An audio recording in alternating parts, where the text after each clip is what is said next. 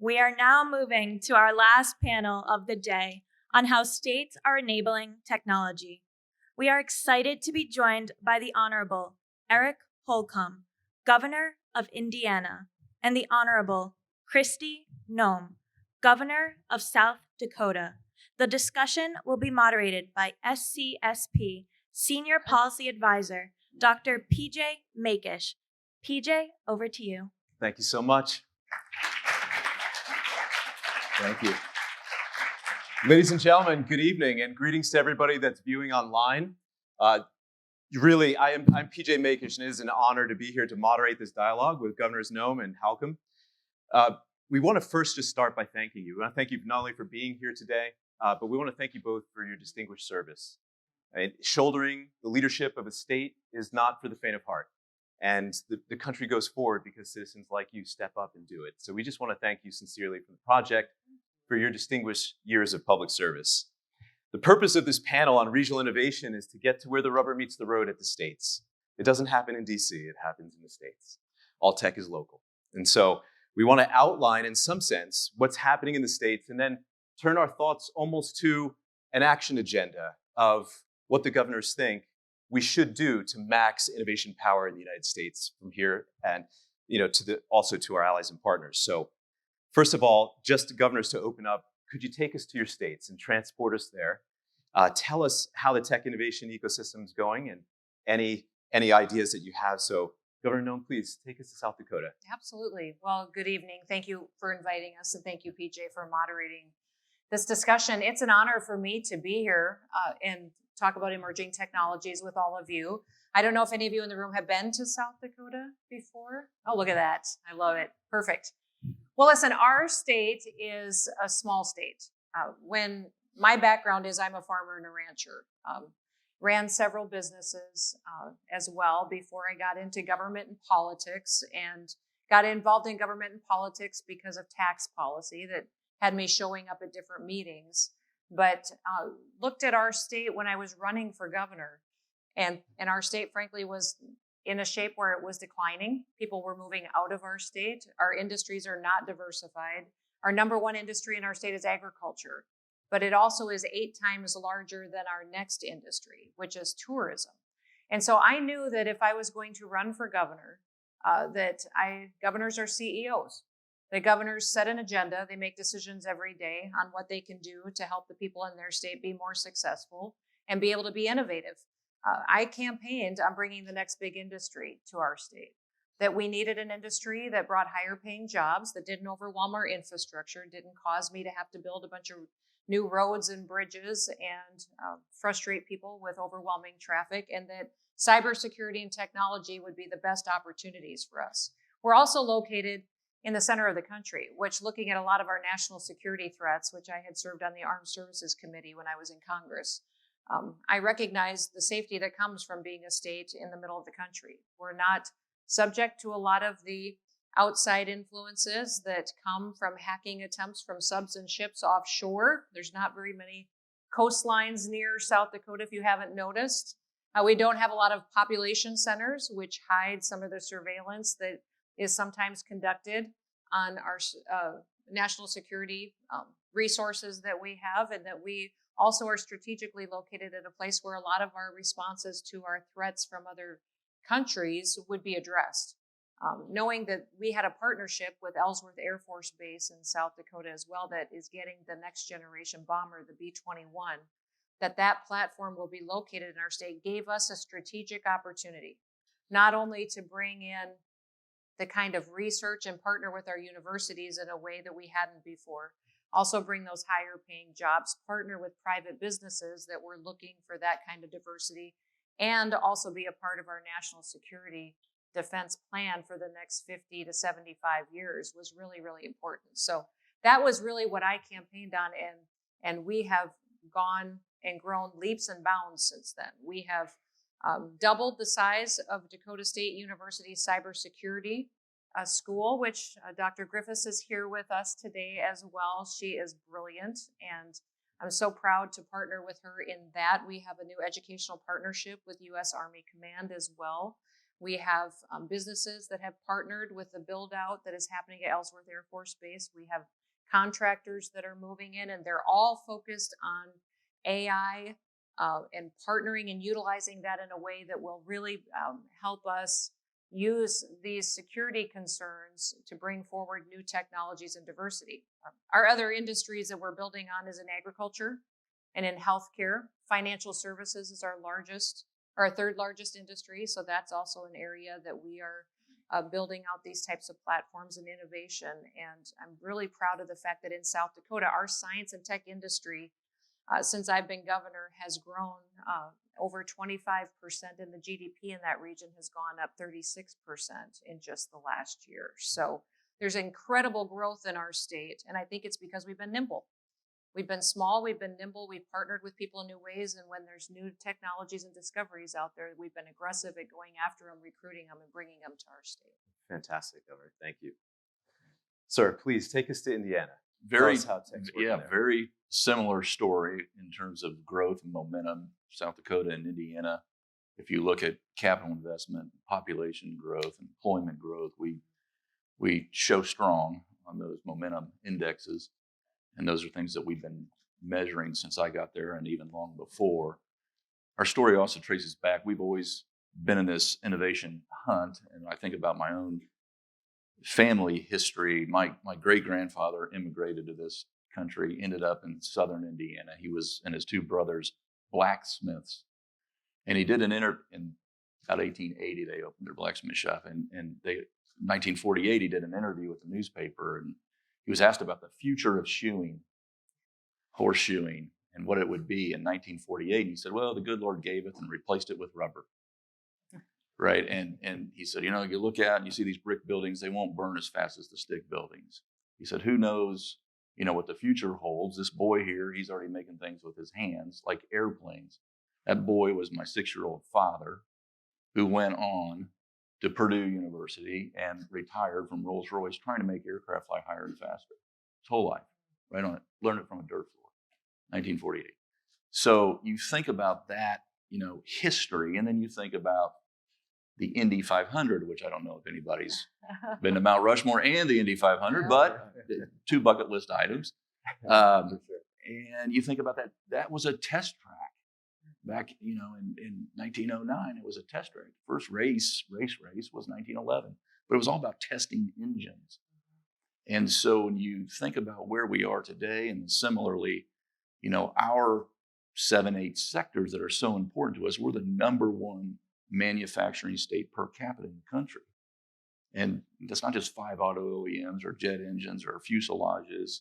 It's Eli Lilly, Life Sciences, and Roche, and Honda, Toyota, Subaru, General Motors, Stellantis, and all those supply chains, and ag, which is ag biotech now, or bioscience, and manufacturing is advanced manufacturing. So if you're not attaching tech to whatever sector you're talking about, you're dying, you're not growing.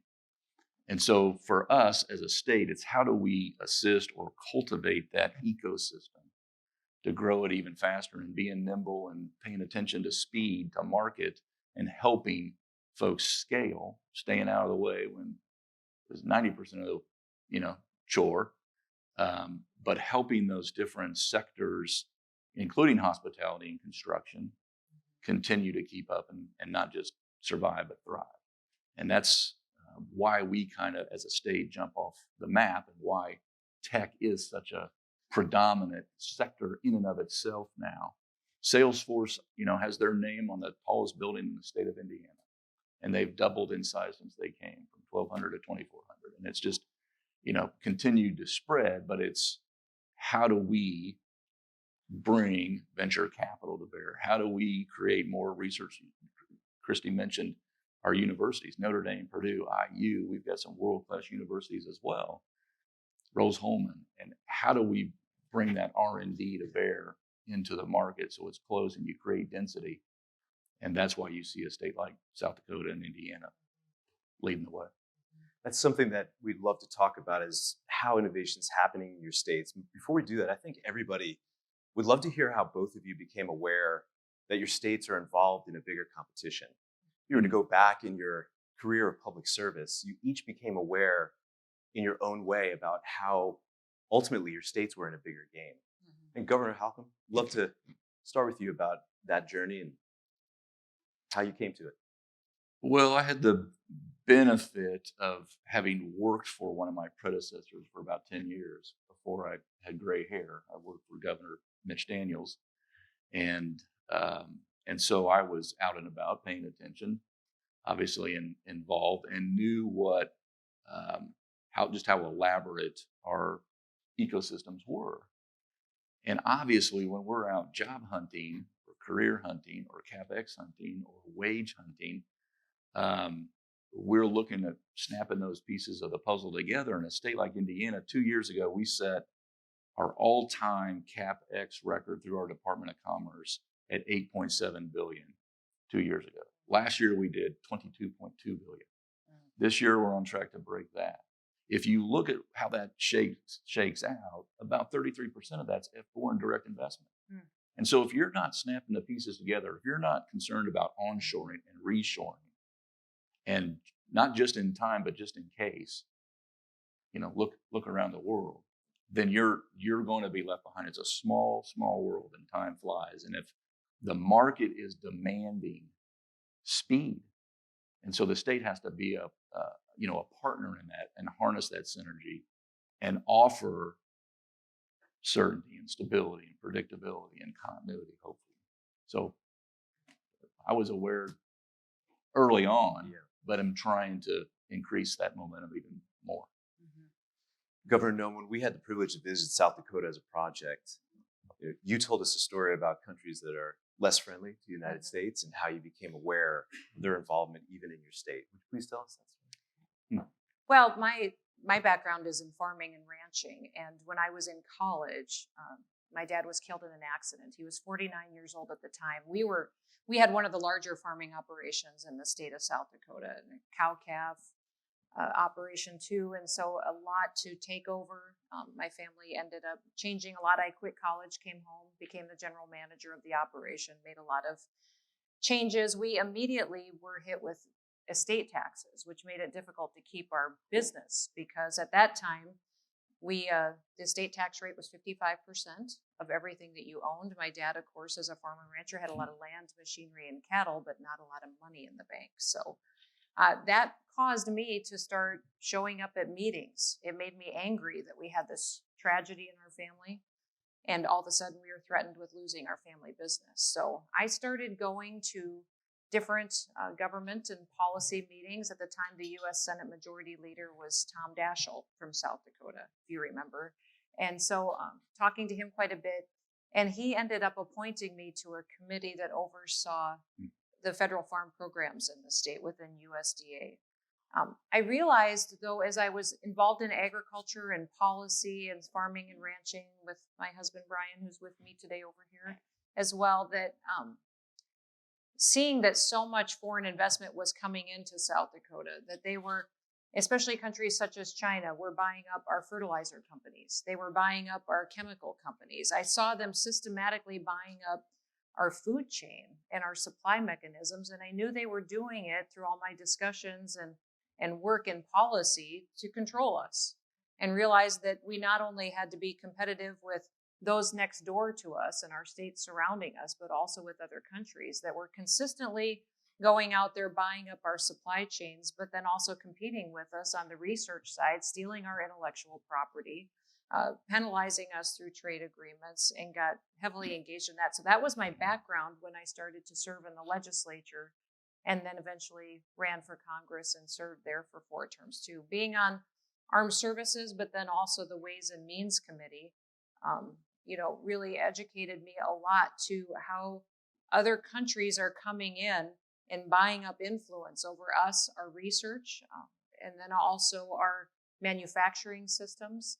And then even in South Dakota and in our surrounding states, buying up our land. And that's something we've been aggressive on, is while we want to be innovative, while we want to continue to consider investment and put it to work for us, we also need to make sure that there are people who want to see us be successful and will respect our intellectual property and our research. And give us a level playing field going forward as well. So that is something that there's a balance there. And I know as you've had some discussions today that you've talked about having government having a role in some of the emerging technologies that are out there. There also needs to be a role that allows that nimble activity without overregulation, but does protect us from those enemies who want to use our data to go after us and eliminate us. They will use our data. Who wins the AI race is whoever has the most access to data. And that data, which we are allowing them to collect off of us and to use against us in the future, is extremely dangerous. So this competitive environment that we have on a worldwide scale is something that we need to open our eyes to. I tell people consistently, I have seen countries such as China have a 2,000-year plan to wipe out the United States of America or to control the world again. I'm not even sure the American people are willing to be inconvenienced anymore. We had this discussion with TikTok.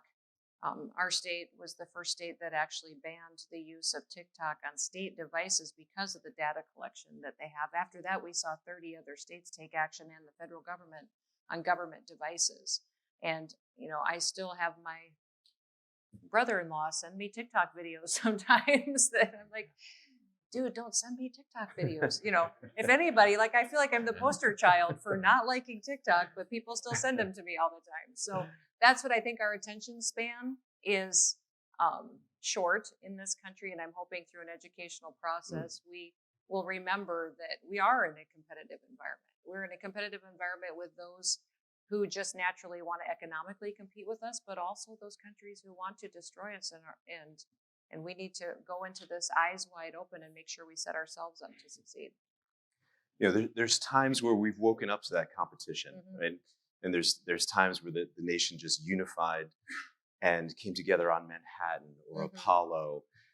You could say maybe we're doing that with CHIPS Act now, and that there's that time where the unity happens and we start competing.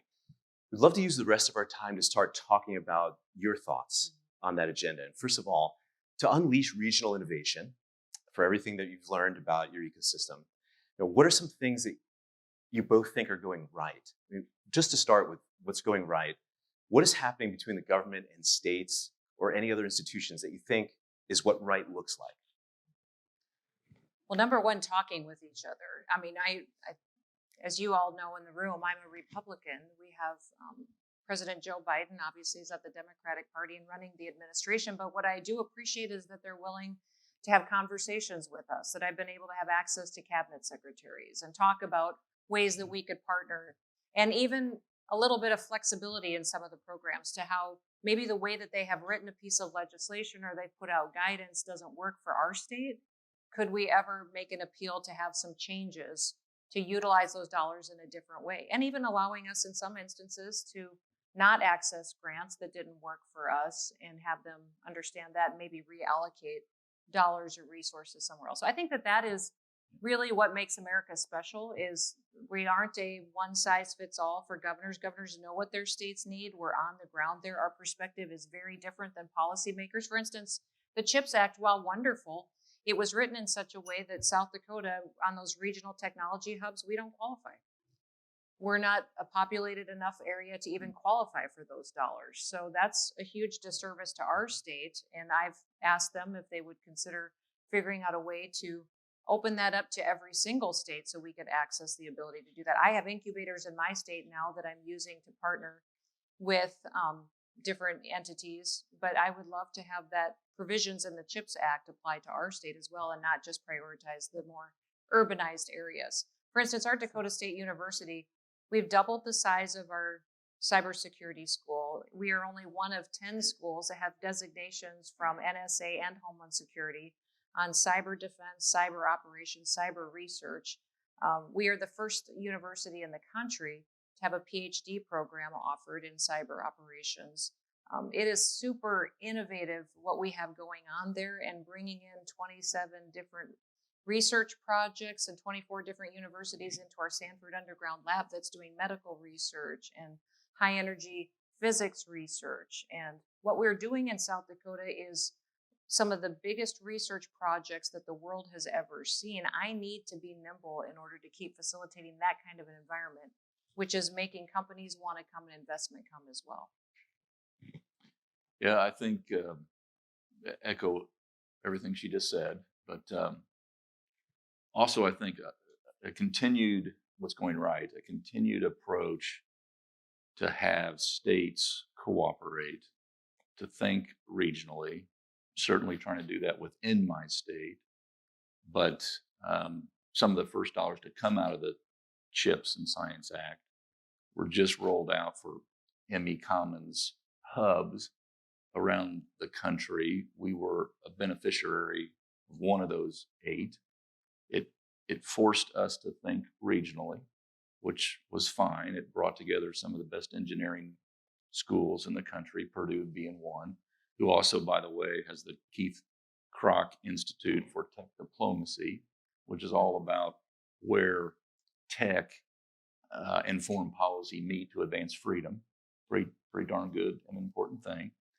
But having that CHIPS and Science Act, that type of approach where states put skin in the game, certainly the feds are putting big skin in the game, but forcing cooperation. And then on the flip side of that, a competition to where we can compete for the best solution or innovation. And then let us rest on our work. And so when we're thinking about a tech hub or a biotech hub, or we're thinking about a hydrogen hub, that competition, I think, is very healthy for the country. And instead of just reflexively thinking, what regulation can I throw out there to force innovation? How about just starting with competition to force innovation? That's going to get us there sooner anyway. And it's customer centric rather than putting out some artificial or goal that continues to be pushed back because it came from solely a regulatory perspective. Okay.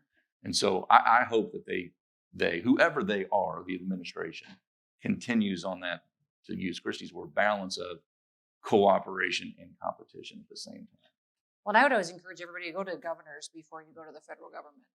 I mean, I know that sounds self-serving, but I've served in federal government. I've also now been a governor, and governors can move quickly. They can make good decisions. They have better perspective. You get isolated when you're in Congress or you're in administration. It's, I saw quite quickly after several years in Congress, you can write policy, you can give great speeches and go to conferences, but governors are living in their communities, and you can make a decision and be held accountable for it the very next day. Yeah. It's very much being a CEO, and that allows you to think critically about something, and then also go to those businesses and say, all right, I'm going to prove to you that I have this workforce, and then I'm going to train this workforce in this technology field. They will be there and I'll be committed. I can back that up. Now you invest as well, and we'll partner to get this done and really facilitate it every step of the way. That's the only way you get the investment, is if you can prove you have the workforce, and the state that has the workforce is the state that's going to win this economically. And listen, South Dakota's we're growing at 10 times the national average right now. Incomes are going up in our state faster than anywhere else. We have women-owned businesses doing better than anywhere else. Obviously, I've already talked about how science and tech industry is growing. Our largest economic development projects right now are renewable fuels and making jet fuel out of corn and biodiesel products. And it's incredible, the innovation that's coming. Meanwhile, around the base, you can imagine what we've got for technology platforms and ammunition contractors that are coming around that base, as well as security operations to make sure that we're protecting people's information. It's a wonderful place to be right now. What keeps me up at night is how do I not miss an opportunity? And that's where you are so key, is while we look at this exciting new horizon of how we can use Gen AI and how we can use cybersecurity platforms, and even, we have a desire in South Dakota, Dakota State University as well, to do quantum computing and to be ahead of that game as well and make a huge investment there. That's how all this compounds on each other. We dare not miss an opportunity. We need to do it in a way that our enemies and the data can't be used against us, but that it's done in a way that we don't limit ourselves because we're too scared of those advancements. I see a lot of people in this country a little scared, pretending AI doesn't exist yet. where they're actually interacting with it on a daily basis. We'd love to use these last 10 minutes we have together with you to just put your strategy hats on and now think about regional innovation, sort of with what's going right. What would you dream about if you could just dream this perfect thing? For short, you've said a system that has the state voice with government. Talked about something that helps you unleash your university ecosystems. So both of you have discussed the importance of their adapting to targets and getting better and cooperating with other university ecosystems. A public-private partnership where both government and state have skin in the game, and yet it's competitive. And then how do we collaborate on opportunities so that if opportunities are known, they get out to the states? Some sort of system of sharing opportunities, I hear you saying.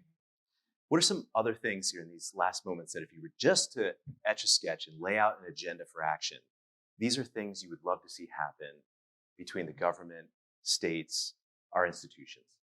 Well, I think that's a whole approach to government that I think Governor Holcomb was speaking about. Just the willingness to get out of the way at times. So much for us, we're constantly, I feel like I'm on defense when it comes to the federal government. I'm not getting the chance to be on offense because I'm constantly on defense trying to make sure I'm protecting the businesses that I have, keep more dollars in their pocket, give them more opportunities to invest that back into their workforce and into their innovation. And we run into that quite often, even in our medical research field. We've got some of the largest medical research facilities and individuals and companies in South Dakota as well. And so much just the bureaucracy is what hurts us. So being able to be much more nimble at the federal government level, I think is our biggest challenge every single day. Yeah, I would just repeat and say, treat us like the laboratories that we are.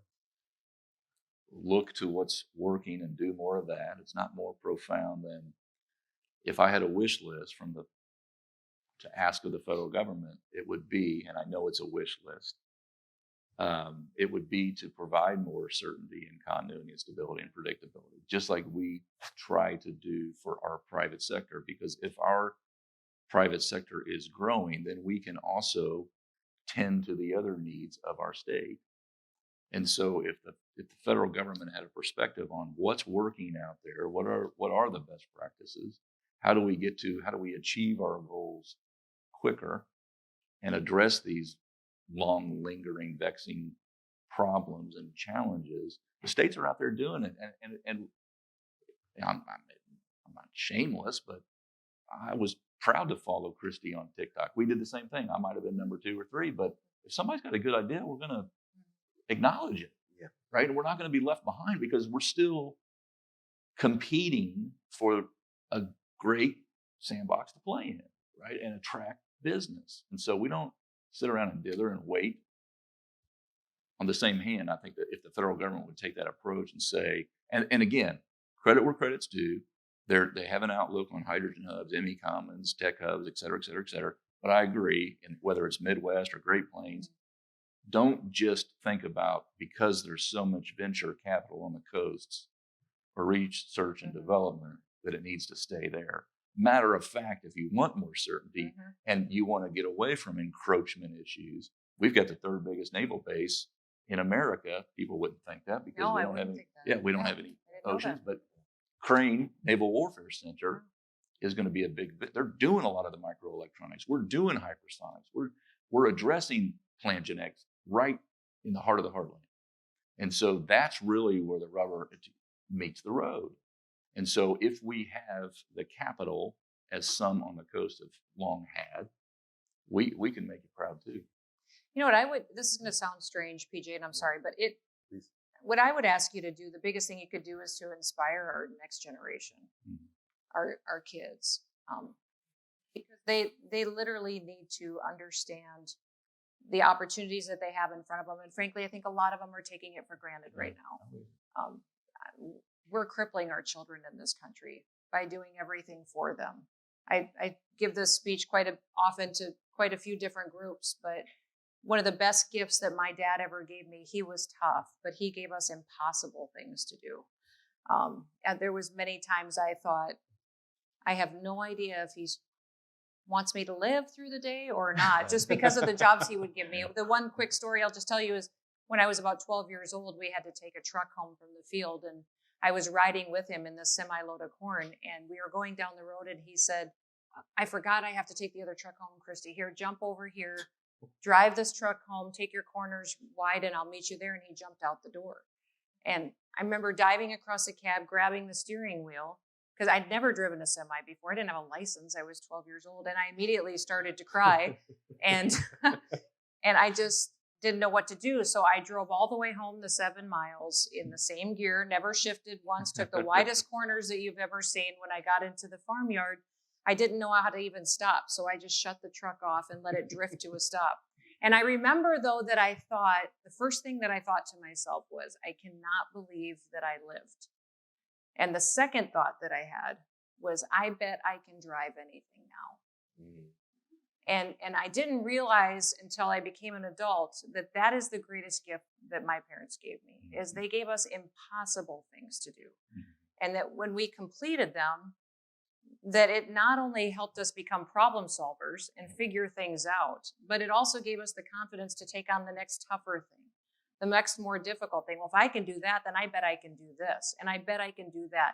And that's what I think is America's crippling factor right now, is we're not instilling that into our kids. We've started in South Dakota a governor's cyber academy, where we're giving high school students exposure to this emerging technology of cybersecurity and technology. They can even complete their first year of college in a cybersecurity degree program in high school. But we've also doing cyber camps for students in elementary through high school, but also giving them the value of work and talking about a work ethic and what's special about America. I've watched other countries start their children with tutors and extra, teaching them other second languages and third languages when they're in 3rd and 4th grade. And we're not expecting that of our children anymore. And so we will not stay leading the world in development and in these areas anymore if we don't continue to push our children and give them a vision for what is possible. So I would encourage you have the most exciting horizon of any industry I've seen out there. And it's not been my background until I got involved in some of these roles, but I would tell you, inspire the next generation and look at how you can engage and put that kind of excitement in them so they continue to want to lead the world and aren't willing to just be second to China or second to another country that's so much more heavily investing in this field. We stand with you on inspiring the next generation. Really appreciate that perspective. And as we close, we've heard about global issues all throughout the day from beginning to end, and we wanted to bring it home with our governors.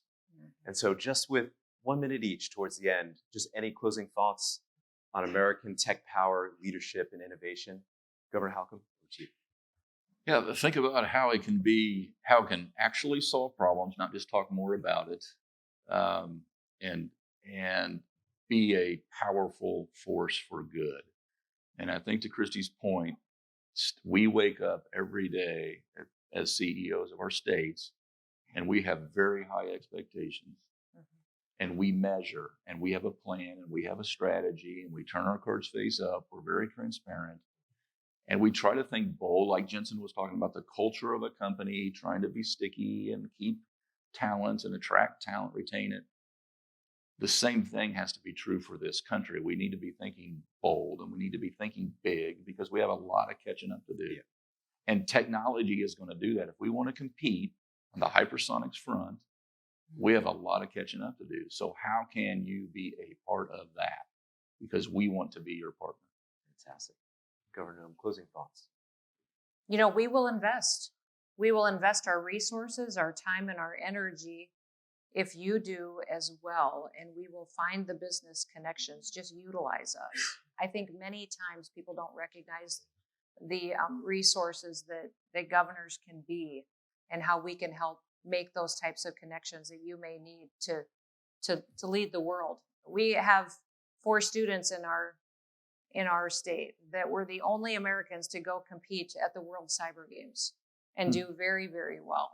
My goal is that soon America has a bigger presence there, that we are continuing to lead the world, and we can't do that if we don't continue to pursue opportunities that we have together. So my encouragement is our future is still continues to be bright. We still lead the world. I don't want to end up in a situation where I heard on the news this morning some of our national security experts talking about the fact that America with our allies can still defeat a joined Russia and China. That America with her allies, if those two countries did team up, we could still defeat them.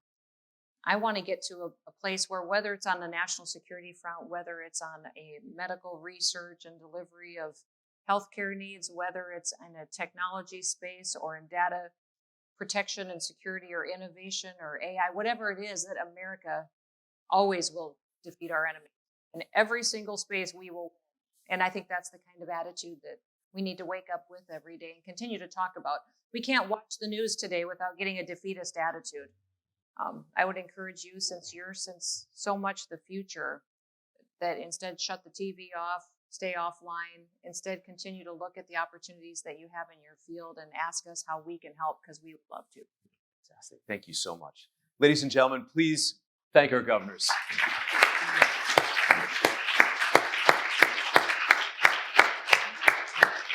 Thank you so much.